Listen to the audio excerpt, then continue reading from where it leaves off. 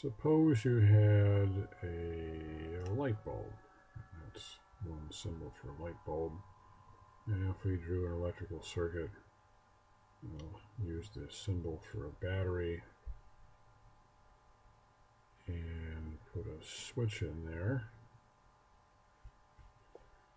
And everybody, whether they know anything about electricity or not, I think would look at that and say, if this is the voltage source over here, and the current is supposed to flow through the wire and through the light bulb and back to the battery, you have to flow current through there to turn the light on. And the way to do that is to close that switch.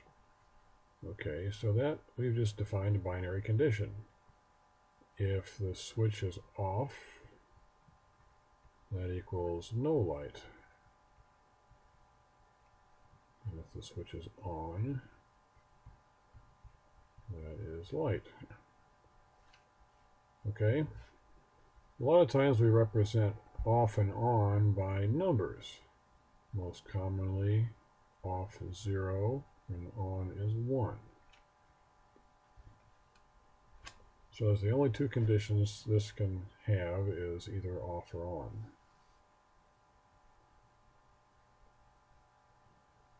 What if we had a bank of these? For simplicity, I'm just going to draw some light bulbs here without showing the rest of the circuit. I'm going to draw 3 of them. And over here we have a switch for each one of these. And you can, if the switch goes down and contacts that, it's closed. And if it goes back up, it's open.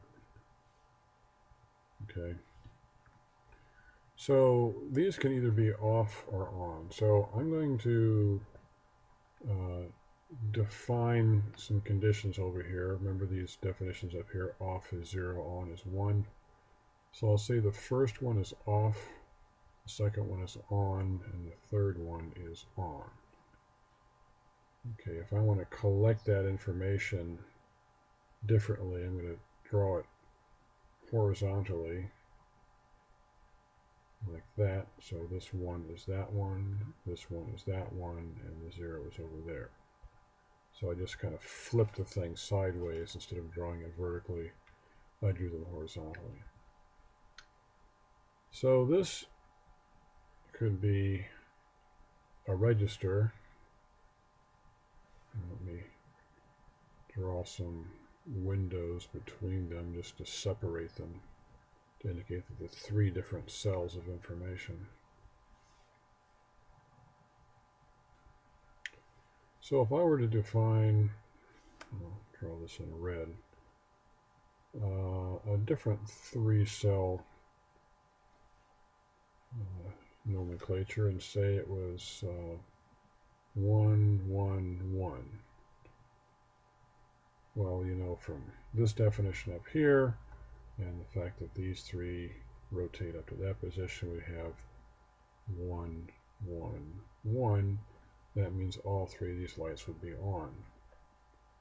So for example, if you had a computer or some logic that stored 3 ones in a register, and each of these registers was tied to a switch, or is the switch, such that that this definition means that all 3 switches are on, you would expect all 3 lights to go on.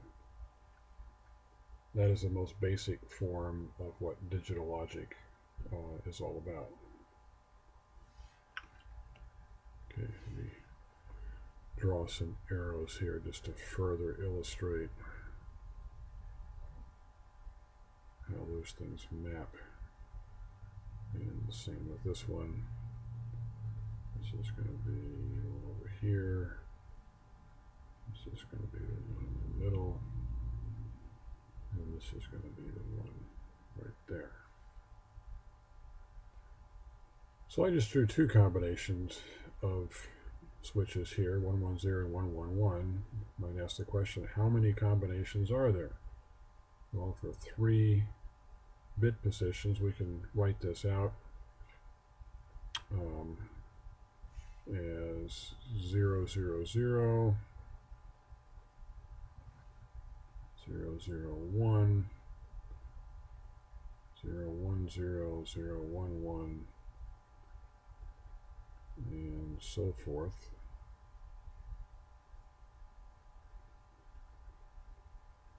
Zero. Whoops. Got a little sloppy. And 1, 1, 1. So how many are there? 1, 2, 3, 4, 5, 6, 7, 8. 8 of them. They have 3 positions, this column, and that column. We can have as many as 8 combinations, but that's all we can have with binary numbers. Now what I just did here was affect a binary count. And what you'll notice here, let me draw these over here again. If I add 1 to that, 0 plus 1 is 1.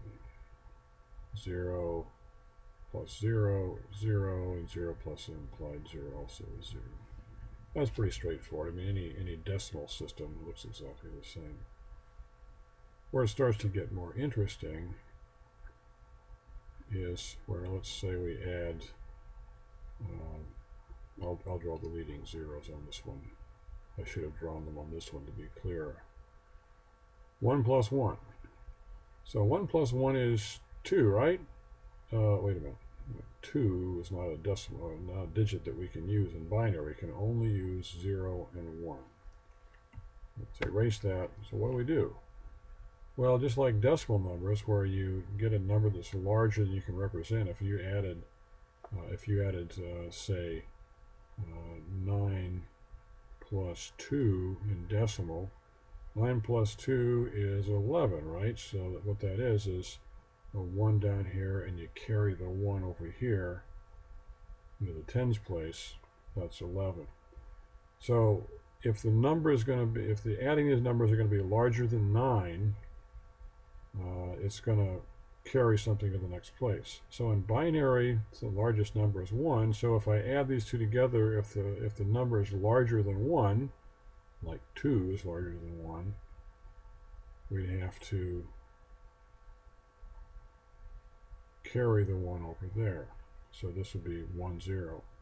1 plus 1 is 1, 0 in binary, because just like in decimal, it gets to 0.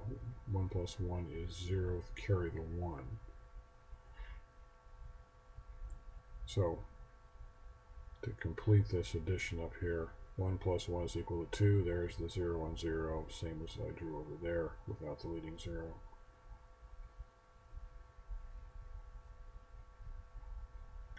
So even if you didn't know anything about adding in binary, and you looked at these but you knew the rules where you can only have a 0 or a 1 in any column, you can work this out yourself, that this is the only possible combinations. You can put them in a different order if you wanted to, but